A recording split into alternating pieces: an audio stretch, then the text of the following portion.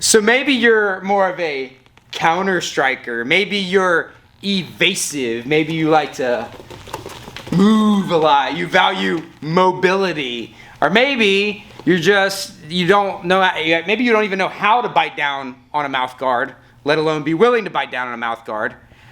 I can teach anyone to be super duper aggressive, even this guy. Show him the karate mobility, all right? Whoa, look at him. Here's the problem with being a pressure fighter or being aggressive. People associate aggression and pressure with offense, right? They think yeah, that's exactly how it looks. They think it's an offensive thing. Yeah. They think it's like, offensive. Yeah, it's about defense. To be a good pressure fighter, you have to have excellent defense. If I'm pressuring Seth and he's trying to run away, as Sensei Seths are wont to do, right? He's trying to move away as I'm moving in, and he's going to be peppering me with shots constantly. Yeah, you can kick too, I guess. Yeah, there we go. I'm going to be getting tore up. I know you go both ways. You can draw it out of a hat. Yeah, let's go orthodox. Let's go orthodox. I'm going to teach him not only to be pressure fighter from orthodox. We're going to keep it simple. So Seth has to come forward. He doesn't want to do this because when he comes forward, I punch him in the face. And karate guys don't like getting punched in the face like that. So what we have to do is set the expectations and set a rhythm so that we can break it. So this is what I want you to do. Okay. I'm going to be outside of range. Yep. And I'm going to step in. I just want you to jab me in like the forehead. You can do the forehead to keep it like a little friendlier and more pleasant. Do you want me to follow you? No. You stay right there. Okay. I step in, touch. Yep. I step in, touch. I step in, touch. Now we've gotten used to it. It's not that scary. Yeah. He's hitting me about as hard as he can. Doesn't really hurt that bad. Yeah. So now I set what kind of defense I want to use. Do you like parrying or head movement better? Parrying. Parrying better? Yeah, because your head movement's not that great, right? So to get me to parry. My neck's so strong. Right. It's too stiff. There's too much muscle in there. Yeah. I get it. So to make parrying part of it, and you can do that. I'll be the pressure guy. You back up. Okay. Right. And I'm coming forward. Right. Okay. Parrying those punches. Right. Oh, go ahead. Yeah. Boom. Pressuring. Parrying. Yeah. You can do that. Here's how you decide. If he wanted to do head movement, I'd have him do this. If he wants to do parrying, I have him do this. And what that does is you set the target. Yeah. Right. You're coming in the range where I can hit you. Right. So you pick where. I see. Yeah. Oh, if I want you to go underneath. Look how appetizing that is, and then parrying becomes much more simple. Right. So now, step out of range. When you step in, I'm going to punch. Okay. Don't parry. Step into two, and then parry the third. So we'll create a rhythm. Say it again. Step into two, and then parry the third? Step into two of these punches, and then parry the third punch. Step into, like, just hard block? Just walk in. I'm just going to touch you, just like you did to me. Oh, I see. Like literally 5 seconds ago. I understand. Right. So you step. It doesn't make any sense to get punched off. It's going to make. I'm teaching you how to fight. It'll make sense in the long run. Okay. Right. Hands up. Yep. Step in. Touch. Step in. Touch. Step in. Parry. Got it. There you go. Got it. Right? Yep. He decided when I punched. Because some people view defense as like a reaction thing, like my reflexes. Yeah. That's the lowest level of parrying and head movement is reacting. Yeah. The next level would be predicting. Yep. The highest level, what I'm teaching Sensei Seth, is forcing. It's funny you say that. When I did when I watched all the Canelo stuff of him doing head movement, 100%, it's 90%. 100%, it's 90% of him just being like this. Hey, looky, hey. Yeah, okay, so anyway, when he steps in, he's forced me to punch. And we can extrapolate that across multiple punches. You step in twice, boom, boom. And now he's forcing me to back up. This is some alternate universe stuff. Yeah. They're doing that with movies and stuff now. Yeah. It only makes sense that we do. Anti-sensei or something. Yeah. Icy Seth. Whoa. And Sensei Mike. Whoa. But what about going to the body, right? We can stifle that. It's probably going to be kicks. They're probably going to be trying to kick us to get us away. Yeah. That's simple too, and you should get this. The principle I think is present in like point karate and stuff. Mm-hmm. If you're worried about me kicking you as you come in, you just step almost to where I can kick you, reasonably predicting I will try to kick you. Yeah. You step just back out of range and then go right away. That's even guys that do fight like this get that. Yeah. It's more about though once you get there, we're gonna stay there.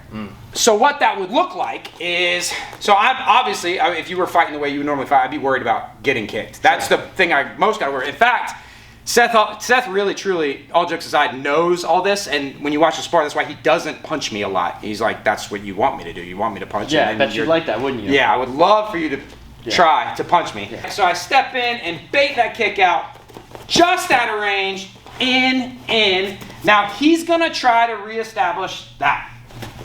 What happens between most amateurs and novices is they end up getting the fight all fucked up and they get all like this on each other. Yeah. And then that's fine by him too because I can't do my shit. Right. We gotta move side to side. A waltz. Yeah, resist the urge to just think only forward. Yeah. So I'm outside, I bait that kick, I come in, boom, boom, he's gonna move. I have to, whichever way, I have to move side to stay with him.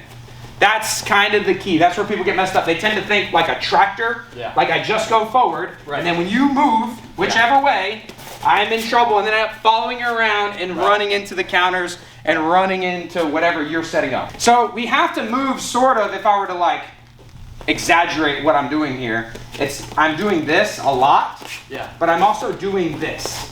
And what this does, I'm gonna get super tactical here for a second. We are interrupting his OODA loop. Do you know what that is? Kung Fu Panda. No. OODA loop. Observe, orient, decide, act. As a pressure fighter, besides the very dangerous like check hook, you know, he pivots out, boom, yeah, like that. That's what you call a check hook? That's a different video. Anyway, linear kicks is what I need to be worried about as a pressure fighter, right? So he's gonna put front kicks up the middle, right? Maybe some other kind of linear kicks. That's what I need to worry about. I need to make that, it won't work. I need to make that harder for him, but it's not about defending those kicks. I want to kind of make those kicks never happen. He observes me. Here I am. He orients to me. He decides to kick, and then he kicks. If he observes me, he orients to me, he decides, and then I move. He has to observe me, orient to me, decide, and then I move. So it has to be this constant thing. So you have to have a good bit of faith in what you're doing. That's real important.